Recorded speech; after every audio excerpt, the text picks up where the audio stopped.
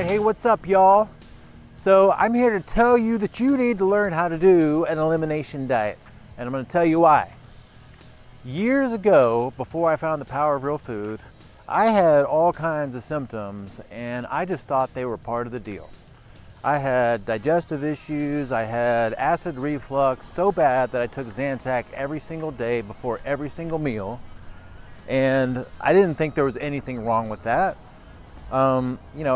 I had the normal things a lot of people have as they're trying to figure out health, like had a hard time sleeping, my energy levels weren't there, my body composition was creeping up. But then I also had some really weird skin issues, and I had no conception that there was a possibility that it had something to do with food. It was like, in my mind, the normal things that most people would attribute skin issues to, like it's got to be my shampoo, maybe it's some of the lotion that I'm using, maybe it's just part of getting older, So of course, years later, I found the gift of ancestral health and the power of real food, and the majority of my symptoms just magically went away.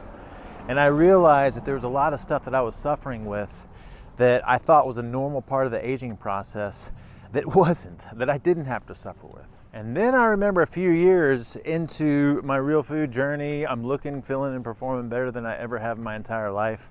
I had this really weird case of what I thought was athlete's foot pop up on my feet, and it was really annoying, and it just got worse and worse over time. It would wake me up in the middle of the night. I'd be scratching my feet, and eventually I developed this little patch on the side of my foot that started out as being really itchy, and then it got to where it cracked open and it started to bleed a little bit here and there, and I was like, okay, maybe this isn't athlete's foot, because Tinactin wasn't working and it wouldn't go away.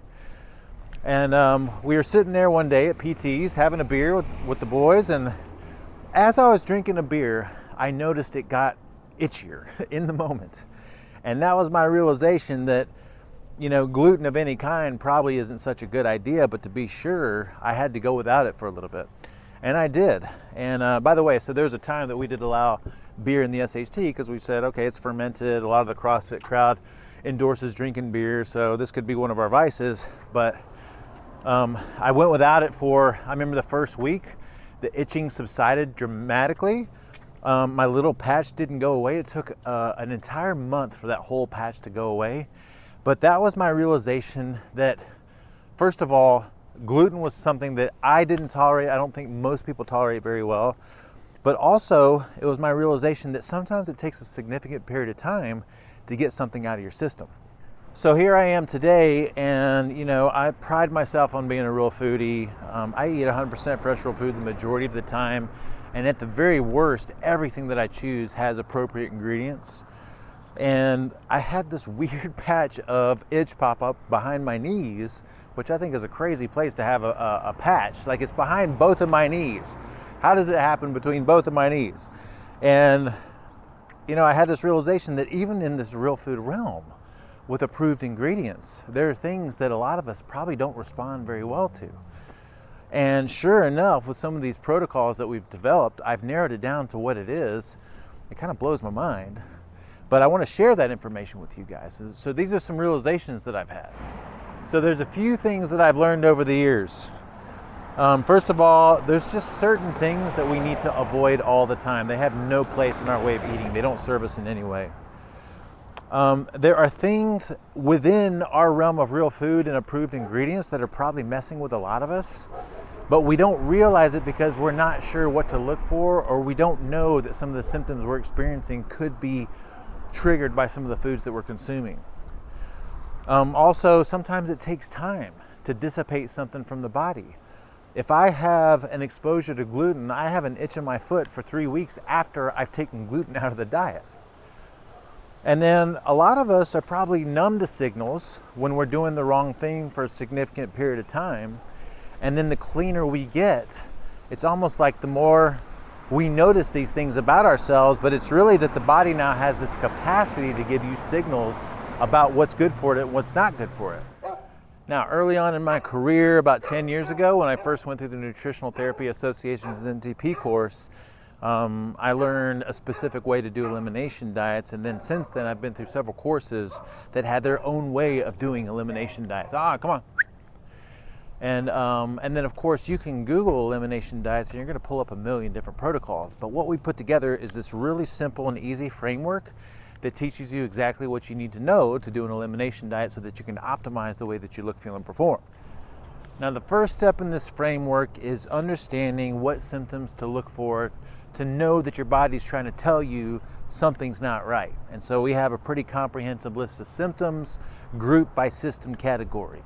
The next part of the framework is understanding what are the different foods, food groups, and nutrients that I need to consider removing from my diet to get an improvement in those symptoms that I'm experiencing.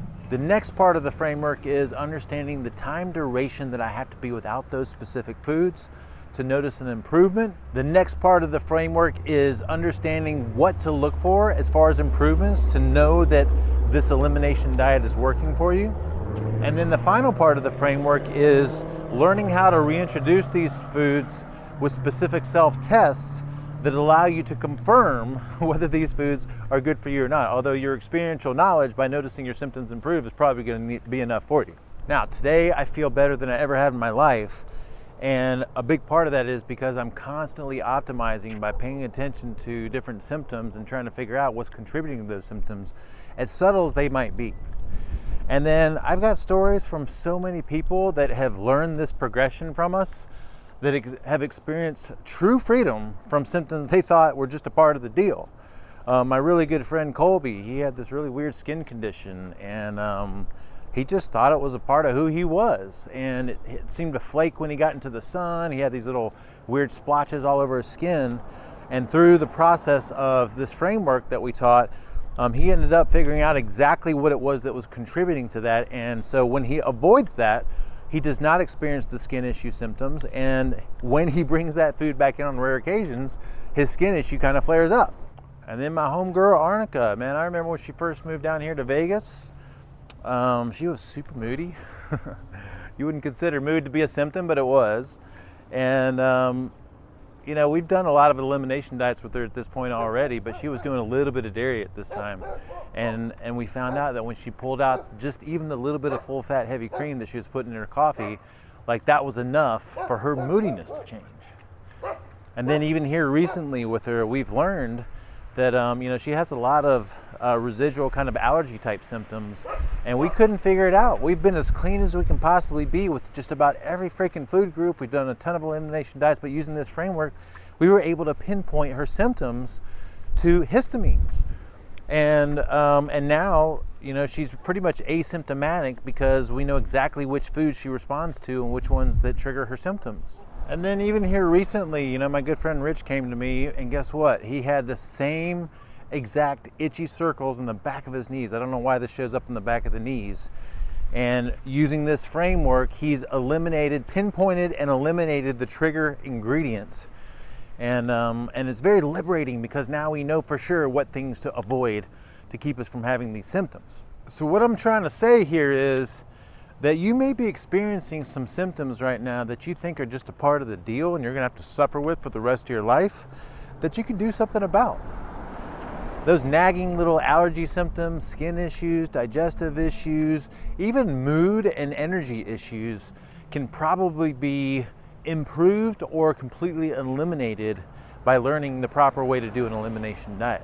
So we've got a great meeting coming up this weekend on Saturday at 10:30 a.m. PST. You can attend virtual or in person, and we're going to be teaching this very simple but powerful framework.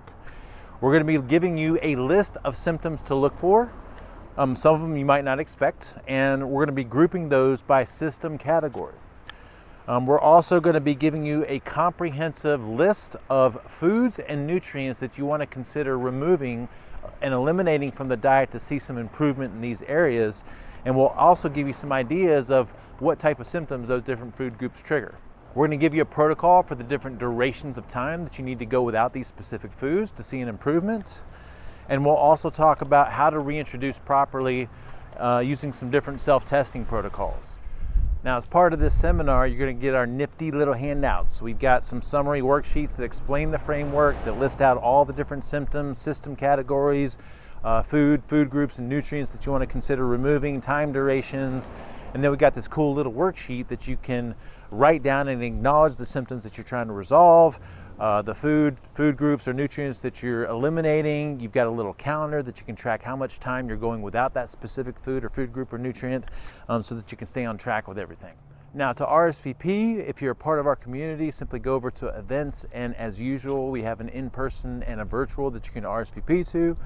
And if you're not a part of the community, then use the link that we're providing you. It will give you a 7-day free trial into the community. You can get in there and RSVP to either one of those, and also poke around and see what we have going on, because it's a pretty amazing place. All right, we hope to see you guys there.